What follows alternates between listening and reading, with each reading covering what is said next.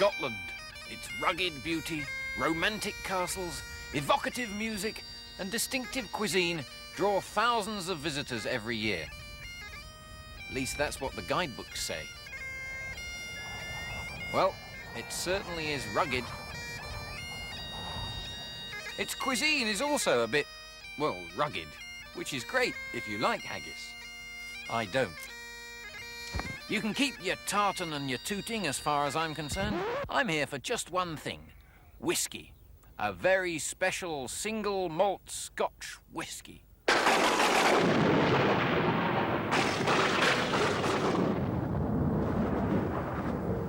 My quest is a challenging and distinctive whiskey. A whiskey shaped by the elemental forces of earth, water, fire and air. They call it Laphroaig!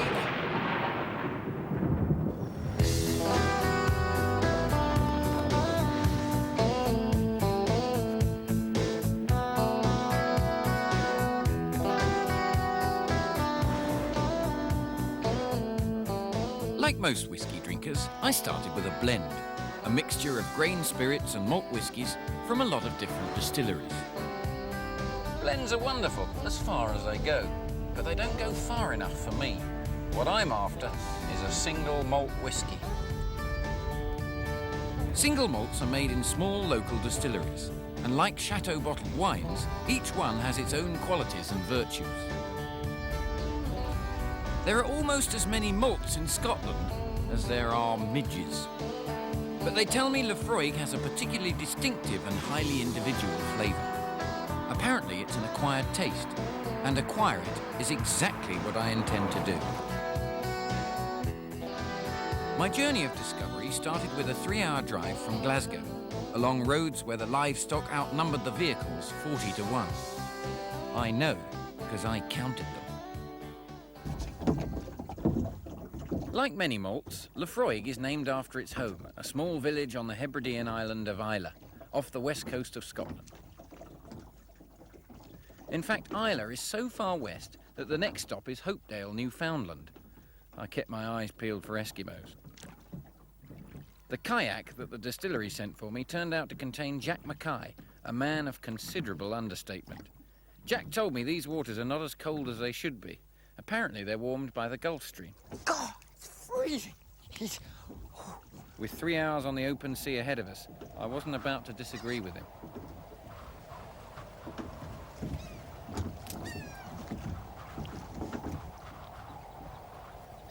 Thanks, Jack.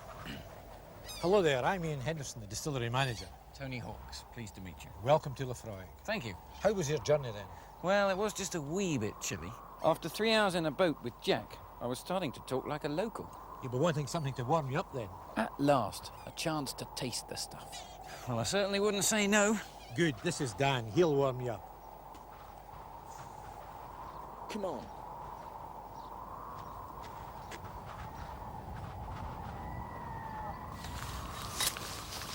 After about half an hour trudging across the sort of landscape only a commando could love, I began to suspect that a wee dram wasn't exactly what Dan had in mind.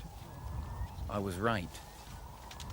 Dan says the best way to get warm on Islay is to cut peat. So here goes.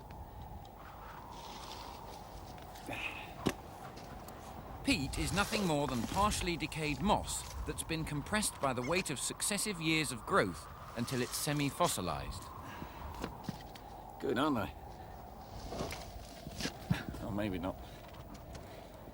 It takes many thousands of years to get to this state, but Dan says it rebuilds itself at the rate of about 4 centimeters a year. That's practically the speed of light round here. Anyway, it's a renewable resource, and the islanders are very careful how and where they cut it. It looks like a rich, sticky soil, but when it's dried, it burns with a wonderful, steady heat, which is pretty clever for a slab of earth. Did I say earth? Of course. The first of those ancient Celtic elements, which means the next must be... Water. You'll be needing some water. What? You can't make whiskey without water. You can't. They put water in it. Of course, all whiskey has some water in it. The point is, Laphroaig's water is special. Oh yes, it would have to be special, wouldn't it? They couldn't use convenient water, could they? Oh no, not for Laphroaig. Laphroaig's water has to come from high up in the mountains, absolutely miles from anywhere. This is it. 5 million gallons of pure Highland water sitting in a natural basin, just waiting to become whiskey. People used to fight over this, you know.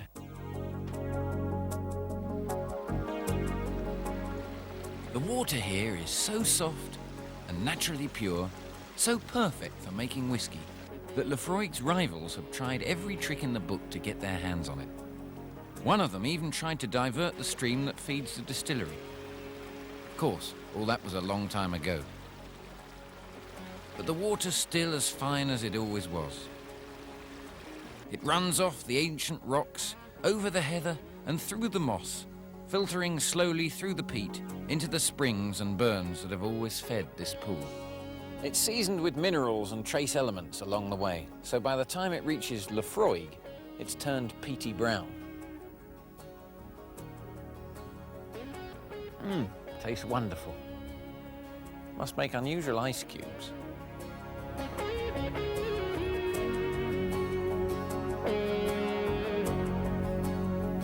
The whole of Islay has a timeless air about it.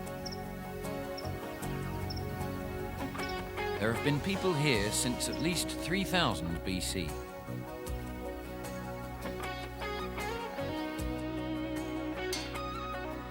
The Celts came first, then the Scots arrived around 670 AD. 200 years later, they teamed up with the Picts to create the nation of Scotland and invent the game of golf. Islay was headquarters for the Lords of the Isles, the clan chiefs who ruled Scotland's Atlantic coasts. They must have liked a quiet life, because nothing much happened here for another 600 years or so. Then, the islanders learned the secret of distilling whiskey from an Irishman. Well, probably. No one knows for sure. Still the same rush and bustle, I see. And still no sign of a drink.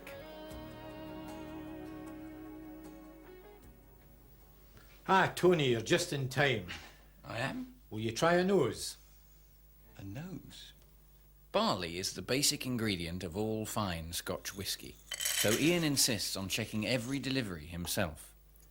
Apparently, soaking a sample in a glass of hot water releases its natural aroma, a good guide to quality. I tried it. It smelled just like barley. After 2 days steeping in Laphroaig's pure soft water, it spread out to germinate and turned, 8 tons at a time.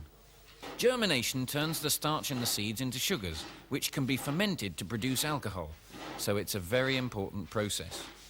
Even so, Ian says that practically no other distilleries take the trouble to malt their own barley these days, unless they have visitors to impress. I can't imagine why not. Hey, come on, keep going.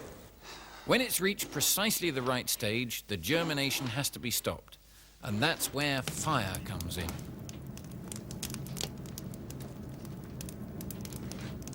Shredding the peat makes it go further, which is good for the environment, but terrible for my hands. Most importantly, it increases the amount of smoke. At Laphroaig, it filters up through the floor of the kiln and mixes into the grains for 18 hours. After another 12 in a gentle current of warm air, the moisture content's been reduced by 90%. By now, my own moisture content was lower than the Gobi Desert, and still no sign of a drink. Ian Henderson was busy checking that his precious barley had absorbed just the right flavours from the smoke. He's got his nose in everywhere, has Ian? You've heard the expression grist to the mill. Well, this is it. The white, starchy powder that's left after the dried barley husks are milled in this. And then, having gone to all that trouble to get the moisture out of it, what do? They soak it in water again. Steeping the grist in water releases the sugars which will make the alcohol, eventually. They only need the liquid, or wort as it's called. The malt-rich residue, called draff, goes to feed the islanders' cattle. They love it. The wort is cooled and mixed with yeast. As this mixture, called wash, ferments in the washbacks, the yeast turns the sugar to alcohol. Isn't nature wonderful?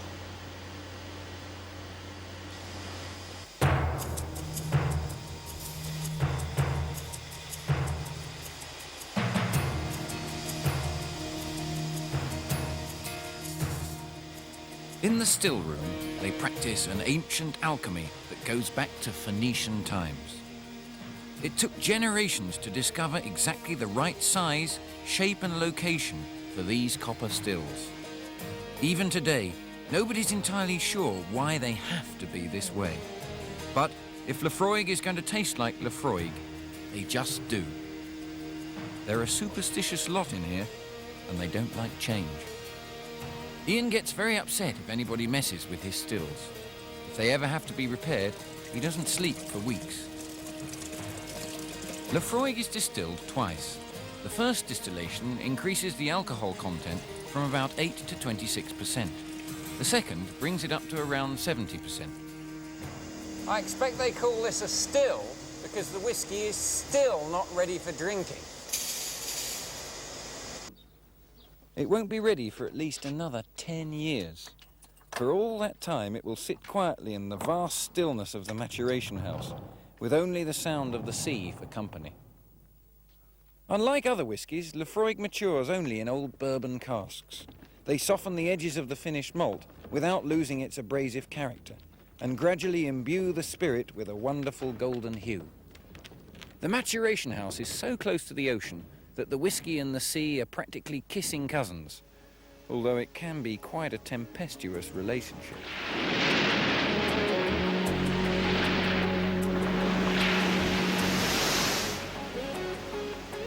Over the years, the alcohol in the young whiskey creeps gently out through the cask's old timbers, while the sea breeze steals in to take its place. Ian doesn't mind losing the angel's share, as he calls it. He says it's a fair exchange. Even deep inside the maturation house, you can taste the sea on the air. Air, the last of the ancient Celtic elements. I could feel its influence everywhere around me, full of the taste of the sea. Somehow restful and calming.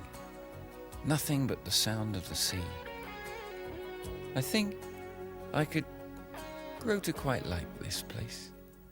Tony, would you care for a dram? I must be dreaming. I feel like I've been waiting 10 years for this. Come on then.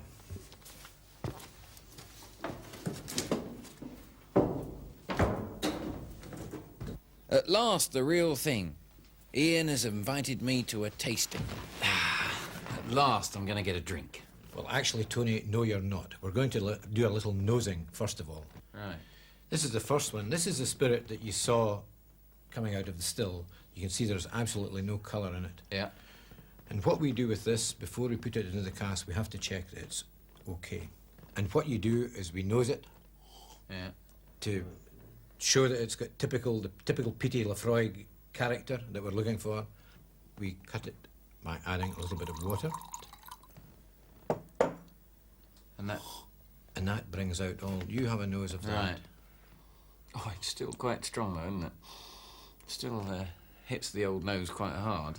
So that's the new spirit, right. 70%. The peatiness is still there, Yeah. but because the spirit is weaker, we're able to tell that that spirit is okay. That is a typical Laphroaig character Right. of new make spirit. But it's not yellow. It's not yellow. No. When you put it into the cask, the colour is extracted from the wood of the cask. This is a typical 5-year-old Laphroaig, and you can see it has a little bit of, it's picked up a little bit of the colour from the wood. Right. And you remember at Laphroaig we only use a one type of cask, which is an American bourbon barrel from Kentucky. Right. So all the colour comes from the wood, does it? all the colour comes from the wood. The wood sugars and the tannins in the wood give the whiskey its colour. It's still kind of quite abrasive, isn't it? It's still quite pungent. Yeah. So to check that, we would just add a wee dash of water, and Right. you notice that. And the water brings out more. Water brings out more of the flavour. That's right. It's still gets the old nose. Doesn't Still it? quite strong. Yeah, it's strong stuff. Then you learn to know your own whiskey. Right. The character and flavour of it is important. Right. So that's 5 years old. Next we come to the 10-year-old Laphroaig. This is 10 years in a cask. Right. And it is at the cask strength. Ready for sale. Oh, this is cask. This is strength. cask strength. You Right. can see that it's picked up more of the colour. Yeah. And you have a wee nose of that. Damn well. Yeah, I can smell the peat and You can smell the peat, the heathery, the smokiness. Yeah. And this is a typical Laphroaig. And it's also got a little hint of the sea. You'd always nose everything. We do. You're still not getting to drink it. Yeah, I know. I've noticed. We move on then, because that's cask strength, we move then on to the finished product, which is the 10-year-old. Right. This is now the finished product. This is what goes on sale. This is what goes on sale. This is a 40% Right. 10-year-old Laphroaig. If you notice that, the way Yeah. it is... How does this differ to the cask? Well, it has strength? been reduced Right. from cask strength to 40%. Nose it only now. Yeah. I know you're only letting me nose it. So Right. you could, if you wish, drink it like that, but Do you recommend adding just water? a splash of water. And it brings out all what typifies Laphroaig for me. So the myth of, I was once in a pub and someone said, don't add water to your whiskey. That's a terrible thing to do. A Scotsman said that. Is that wrong? You drink whiskey how you prefer to drink it. You have to find your own method of drinking it. There's no hard and fast rules about how you drink whiskey. Yeah. Well, with your mouth, not your nose, is one way. All right, I think that's great. I think I'm up to speed with the nosing. Well, we're still not going to drink No? it yet. We move on from the 10 to the 15, which is a slightly rounder version of the 10-year-old. So that's been in a cask for 15 years. So to the 15-year-old, Yeah. we add a little bit of water, and if you notice that, it's got a slightly more rounded, still with a strong peaty character, Yeah. and maybe slightly more rounded in its It is. It's a touch gentler, isn't Much it? gentler on the nose. Yeah. 5 more years mellows it a bit, do you think? Just a bit. It's a long time in a cask without No. being drunk. Feels like 15 years for me, though. But the 10-year-old has all the typical aspects of Laphroaig. It's got the peatiness, taste of the heather, and the hint of the sea, and that typifies Laphroaig for me. So Right. I prefer the 10-year-old. A 10-year-old. Right. Well, are we going to have a drink, do you think, in a minute? Or do you want some more nosing? Would you like to try that? I certainly would. I've been waiting a long time for this. So, right, here we go then. 10-year-old Laphroaig. 10-year-old Laphroaig. Cheers, Ian. Down in one. A little sip to begin with. All right. It hits the point, doesn't it? It's kind of got a harshness about it, first tasting. Ruggedness. Well, everyone's perception of flavour is different, so you've got to make up your own mind on how you describe that flavour. Yeah. To me, that typifies what Laphroaig is all about. The peatiness, the heathery, seaweedy type character that we're looking Yeah. for. Very distinctive. After the whiskey's been in the cask for several years, because it's an exchange of atmospheres, it starts to pick up a bit of what the atmosphere here Yeah. is. Because that's what maturation is, an exchange of atmospheres. I've noticed all the seaweed on the shore there as well. There's almost a taste of that here. Well, we're literally making whiskey on the beach. Yeah. So it's almost one of a kind, really, isn't it? It's like I've not tasted whiskey quite like. I'm going to have another little go. I'm acquiring the taste for it here and now. It's lovely. Let me have another go because it's. I think it.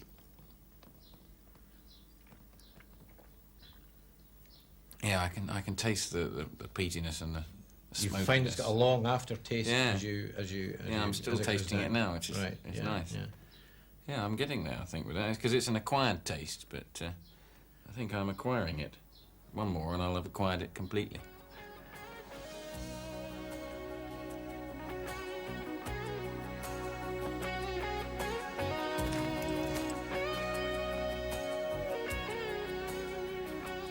Now I've graduated to Laphroaig, I'll take the memory of this extraordinary place and its people wherever I go.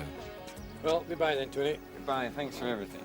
They say that Laphroaig is a malt that you'll either love or hate, Here's a wee dram for your journey. You're very kind. Cheers. but it's certainly worth sticking with, since it's so ultimately rewarding.